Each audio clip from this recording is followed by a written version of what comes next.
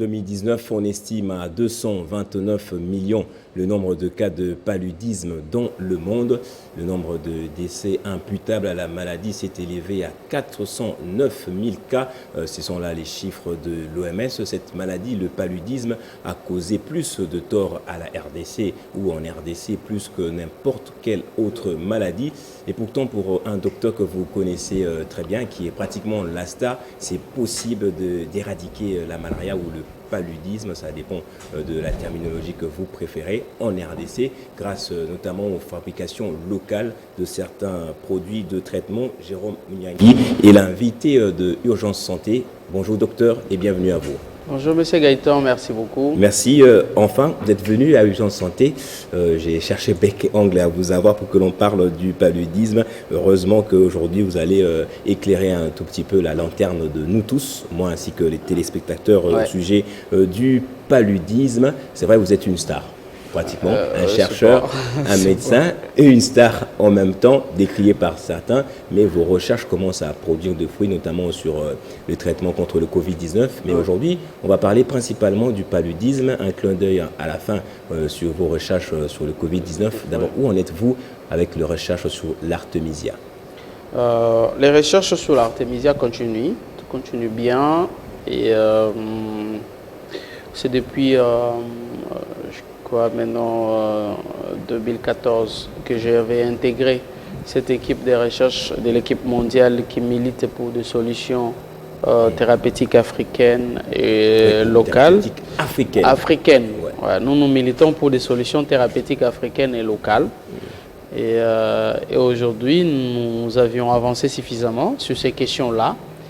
Dans le domaine de la recherche, mais aussi un chercheur il essaye un peu de faire un plaidoyer. Je peux comparer un chercheur comme de projecteur. Il essaie un peu d'éclairer la route des décisions politiques. Alors, dans ce domaine de la malaria ou dans cette maladie du paludisme, nous avons essayé un peu d'éclairer l'OMS, à ramener l'artémisia au cœur des discussions. C'est d'abord pour moi nos premiers objectifs, de ramener l'artémisia au cœur des discussions, au cœur du débat, pour que l'OMS se concentre aussi sur les solutions africaines, pas seulement sur des solutions importées ou des solutions de haute technologie dans la lutte contre les maladies. Alors, docteur, j'aime bien brosser votre personnage, votre description ou votre biographie, parce que vous êtes aussi un modèle pour les jeunes. Merci il y a des jeunes médecins de bel campus, c'est là où vous avez étudié, qui pourront avoir l'occasion de suivre et se dire, un jour, je peux me retrouver aussi dans des projets ou le programme de l'OMS. Donc, j'ai dit, c'est depuis 2011 que vous avez intégré des projets de l'OMS sur les recherches en rapport avec les maladies tropicales notamment les maladies en RDC. Vous avez pris contact pour la première fois, vous avez rencontré ce produit, cette plante, l'artémisia, en France, grâce à un docteur, Lucie Cornet-Vernet. Justement, après votre retour ici en RDC, vous avez développé cette plante et vous êtes rendu compte véritablement en prenant des tisanes. Les tisanes, c'est cette formule-là, vous prenez la plante, vous mettez dans l'eau, un peu de l'eau chaude, et vous obtenez de la soupe. La soupe qui permet de lutter contre une maladie. Donc après avoir administré ces produits-là aux habitants du Maniema principalement, vous êtes rendu compte que ça traitait contre la malaria. Ces personnes étaient guéries par après. Alors, qu'est-ce qui s'est passé par la suite pour qu'on vous retrouve ici, parce que vous êtes exilé, vous avez fui le pays? Si on peut en parler un tout petit peu seulement et revenir sur la recherche véritablement. Merci beaucoup Gaëtan, c'est un sujet très important de la malaria. Cela me rappelle, je crois, qu'une publication récente je crois que de London School of Tropical Disease. Donc on appelle ça London School of Hygiene and Tropical Medicine, qui a fait une publication récente, je crois que ça date du 8 juillet. Et dans cette publication-là, j'ai eu des larmes aux yeux. Et, au moment où nous faisons la chasse au virus, du coronavirus, de la chasse du virus, donc du coronavirus, et du virus de la grippe, parce que le coronavirus fait partie de ces virus de la grippe, qui d'ailleurs mutent sans arrêt. Et, nous avons, nous, le pays tropicaux, dépensons toutes nos ressources pour des masques, des vaccins, des gels, alors qu'il y a un génocide qui se prépare. Et ce génocide-là, c'est la malaria. Ouais. Je ne l'ai pas lu.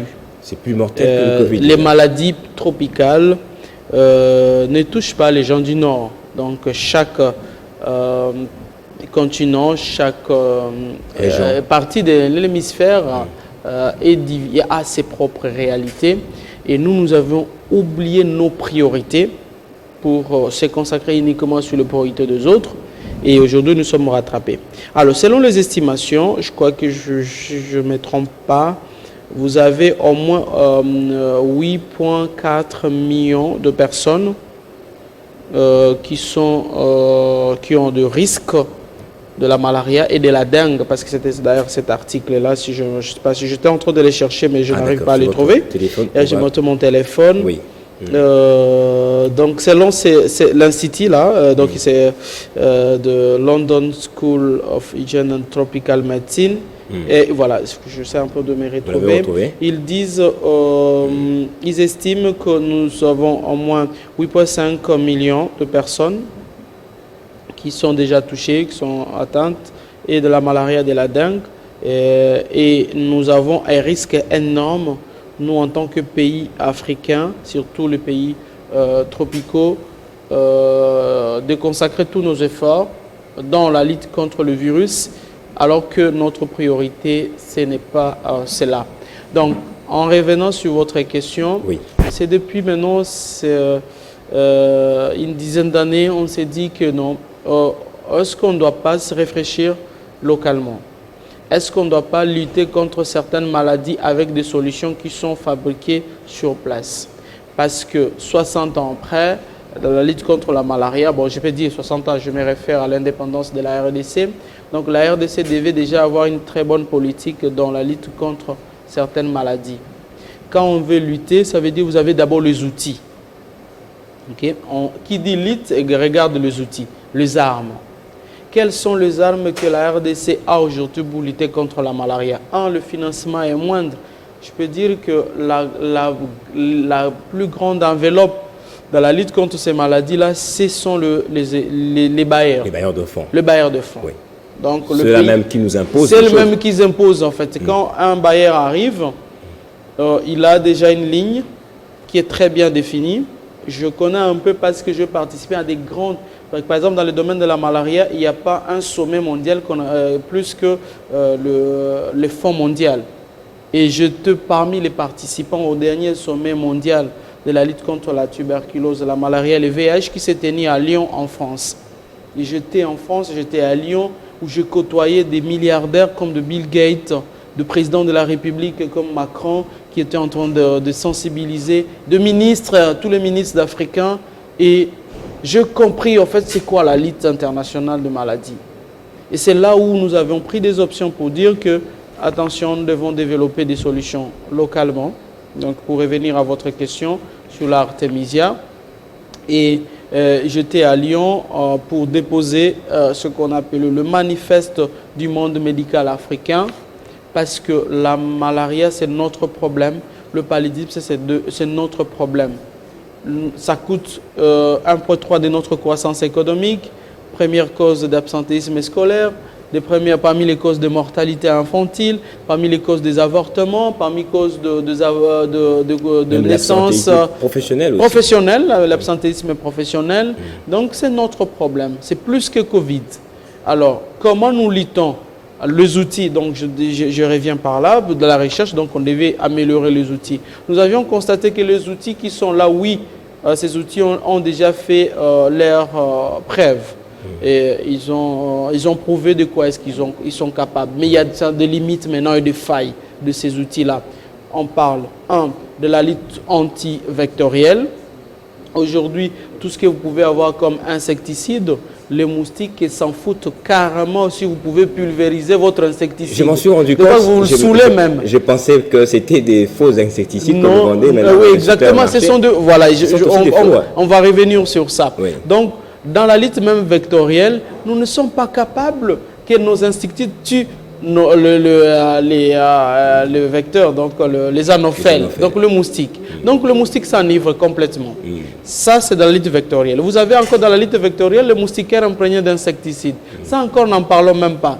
Et le scandale en RDC sous Oliulunga, où on a distribué en RDC des fausses moustiquaires non imprégnées d'insecticides. Nous avons même des courriers où le bailleur de fonds a reconnu que la RDC devait suspendre cette campagne de distribution des moustiquaires. Donc vous avez une société, par exemple, qui a complètement trompé la RDC et la communauté internationale en livrant les moustiquaires, les fausses moustiquaires qui n'étaient pas imprégnées d'insecticides. Je parle des outils. Et si vous allez dans la lutte maintenant, je peux dire, la lutte humaine, vous avez les médicaments. Donc vous allez lutter directement contre le parasite. Les médicaments, là, n'en parlons même pas. Des faux médicaments aussi. Et ça, les rapports de l'OMS est clair. On dit le 2 tiers, selon certains rapports, il y a d'autres qui parlent d'1 tiers, mais il y a d'autres qui disent le 2 tiers de médicaments. Donc entre 40 et 60% des médicaments qui sont envoyés sur le continent africain, soit ce sont les médicaments qui sont falsifiés, soit ce sont les médicaments qui sont sous-dosés. En général, on les classe ce qu'on appelle les médicaments, les faux médicaments, donc la contrefaction, les médicaments. Or, en prenant seulement ce point-là, non seulement vous entretenez la maladie, vous créez de la résistance à la même maladie. Vous entretenez la maladie, vous créez la résistance et vous tuez les gens. Les rapports de l'OMS, de tous les rapports sont clairs là-dessus. Nous sommes entre 150 000 et 200 000 enfants africains qui meurent chaque année à la suite de prise de faux médicaments. Et en première position, vous avez les antipalidins. Vous comprenez un peu les enjeux que la RDC devait accélérer la recherche locale dans la lutte contre la malaria. Là, on a seulement l'artémisia, mais il y a plusieurs autres plantes médicinales congolaises. Vous avez des Congolais qui avaient déjà réfléchi sur ça. Donc, nous avons toute une diversité biomédicinale qui est riche et qui peut nous aider aujourd'hui dans la lutte contre les maladies. Donc, vous avez les outils contre les vecteurs, plutôt l'agent causal, donc les plasmodium qui sont inefficaces. Maintenant, vous allez encore plus loin avec l'arrivée de la nouvelle technologie, parce qu'aujourd'hui, la santé est entre les mains des biotechnologies. Donc, ce sont les ingénieurs qui prennent la santé mondiale entre leurs mains. Les ingénieurs, voilà, en fabriquant le vaccin, en nous créant des OGM, en nous créant tout ce qu'on peut nous créer. Or, l'arrivée des ingénieurs dans notre domaine de la santé, et je vais parler aujourd'hui, tout le monde, on sait, c'est la fondation qui favorise beaucoup plus, la fondation Bill et Melinda Gates, qui favorise plus la recherche sur la biotechnologie, la technologie vaccinale, que les solutions locales. Et c'est là où se trouve maintenant la guerre. Donc il faut développer les vaccins. Voilà. Vous clamez au effort de choses. Que c'est possible que la RDC arrive à l'éradication du paludisme. Exact. Et vous dites que cette solution est née possible qu'à travers des fabrications locales. Ou les développements locaux de certains produits. Exactement. Or, vous venez de soulever en disant que c'est les financements qui posent aussi problème. Tout à fait. Ces firmes-là qui peuvent nous financer, même l'OMS, ne va pas voir les choses de la même manière que nous. Et vous, surtout, vous n'êtes pas le bienvenu là-bas. Que faites-vous? Bon, c'est ça le problème. Nous prêchons dans le désert, soit nous avons des politiciens qui sont consciencieux, qui disent que stop, vous devez défendre. Bien sûr, vous pouvez être là comme je peux dire, de vaisseaux, désolé, et vous pouvez être là pour servir des intérêts de firmes pharmaceutiques. Voilà. Mais pensez à la population. Pensez à la population. Toute importation, nous insistons là-dessus, toute importation de médicaments a des conséquences sur l'industrie locale. L'Afrique subsaharienne ne participe à rien sur l'industrie pharmaceutique, en fait, continentale. Vous avez un peu les pays qui essayent de sortir de ça. En fabriquant des produits, c'est de l'argent aussi qu'on va faire rentrer peut-être. Ça, c'est très important. Économique. Si le plan économique, vous favorisez l'économie locale, sur le plan recherche, vous favorisez. Parce qu'aujourd'hui, la recherche, c'est parmi les diplomaties. Vous avez assisté à une bataille diplomatique ici sur le vaccin de Ebola. où vous avez toutes... Je participais une fois, mais c'est Gaëtan, j'étais encore étudiant, je me rappelle. La crise d'Ebola à Mweka, au Kasaï. Je me rappelle, ça doit être entre 2008 ou 2009, je me rappelle, j'étais encore étudiant et j'étais sur le terrain de la recherche avec le Belge de l'IMT Anvers. On était en train de travailler dans la province du Congo central actuellement. Et il y a eu crise d'Ebola. On nous a tous rappelé, les équipes qui étaient sur le terrain, donc les expatriés, on les a tous rappelés parce qu'ils disent que non, il y a une opportunité de la recherche qui est Ebola, la crise de Mweka. J'étais encore étudiant, je vis comment la RDC était divisée sur le plan diplomatique, qui devait prendre le lead de Ebola en RDC. Voilà. En fin de compte, ce sont les Américains qui ont gagné les combats. Et aujourd'hui, moi, ça ne m'étonne pas que le vaccin d'Ebola vienne des États-Unis, que le brevet d'Ebola de la RDC soit détenu par... Non, pas n'importe quel. Vous savez qui a déposé le brevet d'Ebola? C'est le ministère de la Défense et le ministère de la Santé. Donc les secrétariats à la Santé, secrétariat à la Défense. Et surtout, c'est la Défense qui a le contrôle d'Ebola de la RDC. Et les vaccins d'Ebola viennent des États-Unis. Moi, ça ne m'a pas étonné. En fait, nos maladies, c'est une diplomatie. C'est la normalité de la diplomatie.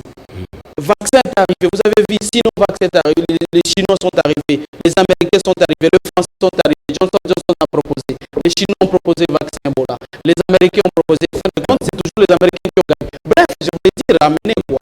Que le maladie des Congolais, c'est une forte diplomatie aujourd'hui que nous devons prendre en main pour développer nos industries localement, pour développer nos systèmes de santé, pour équiper nos hôpitaux, pour nous imposer aux bailleurs qui arrivent, voici notre ligne, nous la RDC. Si vous venez travailler pour le vaccin de la malaria, nous, ce n'est pas la priorité. Vous pouvez financer la recherche contre la malaria, mais les plantes médicinales congolaises, nous voulons avoir des produits purement congolais. Et les bailleurs de fonds, ils ne quittent pas Washington, ils ne quittent pas Paris pour rien. Ils viennent chercher son intérêt. Donc voilà un peu dans cette logique-là. Et nous nous retrouvons entre je ne sais pas le mot que je peux utiliser. Est-ce que c'est manque d'amour de son pays que les décideurs arrivent à céder tous les intérêts sanitaires de Congolais aux mains des étrangers, au détriment de nationaux? Est-ce que ce n'est pas manque d'amour, pas manque de stratégie? Et quel jour? Peut-être les enjeux sont mondiaux. Non, même si les enjeux sont mondiaux, le Brésil a fait, tous les autres pays l'ont fait, le Rwanda est en train de le faire. Même s'il y a les enjeux, mais il y a d'autres pays, les Ghana le fait. Il y a le Nigeria, il s'impose. Pourquoi nous ne pouvons pas nous imposer alors que nous sommes un poids de maladie sur le continent africain? Un gros poids alors. Un gros poids. Surtout en termes de paludisme. Donc nous devions avoir tous les laboratoires du monde. L'OMS, l'Organisation mondiale de la santé, il y a d'abord la qualité des plantes. Oui, puisque vous dites que c'est possible que l'on développe, que l'on cultive des plantes en RDC et que dans chaque région, on puisse en fabriquer des tisanes et boire et enfin mettre fin à la malaria, mais l'OMS dit que la qualité ne sera pas la même. Exact. Une plante cultivée par exemple au Maniema et une autre cultivée au Kwilu n'aura pas le même composant. Est-ce que vous conseillez aux gens de cultiver des tisanes, plutôt de cultiver l'artémisia et d'en consommer? Là, ce sont les arguments, parce que là, comme vous avez dit, il y a des points de vue de notre organe qui régule la santé mondiale, donc c'est l'OMS. Nous l'avons confié à notre destin. Même quand même, il y a des pays, bon, c'était d'ailleurs sous la présidence de Donald Trump qui essaie un peu de remettre en cause certaines politiques internationales de l'OMS. Mais oui, l'OMS nous dit, surtout quand l'OMS s'est attaqué à mes recherches, jusqu'à ce que certaines de mes publications ont été rétractées. Il y a une forte pression en 2019. Je me rappelle même, je fais une pétition contre l'OMS. J'ai demandé au l'OMS des explications et une pétition qui a fait plus de 100 000 signatures dans le monde. Et on a déposé cela, on n'a pas eu de suite. Donc, bon, bref. Donc l'OMS nous dit, la plante qui est cultivée ici, c'est tout à fait normal. On ne peut pas standardiser une plante, mais on peut arriver à créer des zones de standardisation. C'est ça notre approche. L'OMS nous dit encore par rapport à la résistance. Que la personne qui prend de l'artémisia peut, plutôt le plasmodium peut, nous pouvons créer des souches résistantes en fait. Le plasmodium doit être résistant. Nous disons non, ce n'est pas les solutions africaines qui créent de la résistance, ce sont les solutions de trafiquants et ça a été prouvé par plusieurs publications internationales que c'est les molécules qui sont sous-dosées, le faux médicaments qui sont à la base de la résistance aux antipalidéens. Donc vous conseillez aux gens de prendre de l'artémisia rapidement. Ça, c'est la dernière question. Oui, je conseille. Je conseillerais et je continue à conseiller aux gens de consommer de l'artémisia et nous continuons la recherche. Merci, docteur Jérôme Mouniangui. J'espère que je vous ai bien présenté aujourd'hui. J'ai parlé également des études faites. Vous avez étudié aussi, vous avez un master en biologie synthétique à l'université de Paris Diderot et un autre à l'université d'Ottawa. Je suis très ravi de vous avoir reçu ce jour. J'espère que je serai sur terrain avec vous cette fois. On va parler un peu des plantes. On va aller à la fondation. J'aimerais bien, Gaëtan, je vous appelle, vous êtes une urgence santé et nous avons non loin maintenant. Rapidement, docteur. Ici, non loin de Kinshasa, nous avons un laboratoire là où nous cultivons nos plantes. Nous y serons. Et pour ajouter au diplôme, le dernier diplôme m'a été remis par le ministre des tutelles Moïse Dozanga récemment au ministère des Affaires étrangères. Donc j'ai un autre master en recherche et innovation en soins. On va faire une descente dans votre fondation. Merci beaucoup. Merci à vous également de votre fidélité. Aujourd'hui, c'était une émission ou un numéro de réflexion sur les solutions africaines aux problèmes africains. Le docteur Jérôme a dit c'est possible que l'on éradique complètement la malaria en RDC. On termine avec ce reportage du lancement de la campagne de prise en charge sanitaire gratuite des orphelins dans les provinces de Kinshasa et de Tanganyika, campagne lancée par la fondation Afia Kwawote. Quant à moi, je vous dis au revoir. Afin de mieux mesurer les performances accomplies au cours de l'exercice 2020-2021 sur la prise en charge gratuite des orphelins dans la province de Kinshasa avec l'enregistrement des 805 enfants, la mutuelle de santé Afia Kwawote se lance pour l'exercice 2021-2022 un nouveau défi de prise en charge de 2100 enfants dans les provinces de Kinshasa et de Tanganyika. Cette campagne d'enregistrement a été lancée officiellement ce jeudi à Kinshasa par la présidente du conseil d'administration de cette mutuelle. Nous vous remercions d'abord d'avoir répondu à l'appel à solidarité que nous avons lancé au mois de juin de l'année passée, qui a permis une couverture sanitaire pour 805 enfants orphelins vivant dans les 43 orphelinats répartis dans la ville de Kinshasa. Cette année, nous revenons avec un objectif un peu plus fort. Nous savons que vous avez été des centaines à pouvoir répondre à cet appel. Cette année, nous souhaitons que vous soyez des milliers à répondre à cet appel parce que nous devons atteindre 2100 enfants et ça ne va pas seulement couvrir Kinshasa, on va rajouter Kalemi. Et ensuite, on va voir les autres provinces, le Kananga, Mbuji-Mayi, Goma, Sud-Ubangi et pourquoi pas arriver un jour à couvrir tous les orphelins. J'invite donc à toute personne de bonne foi de venir contribuer pour les enfants à la hauteur de $35 par enfant. Le lancement de cette campagne a été précédé d'une réunion d'évaluation de 2 jours entre le comité de la mutuelle de santé et les responsables de différents orphelinats ayant bénéficié de la prise en charge sanitaire gratuite des Afia Kwawote au cours de l'exercice dernier.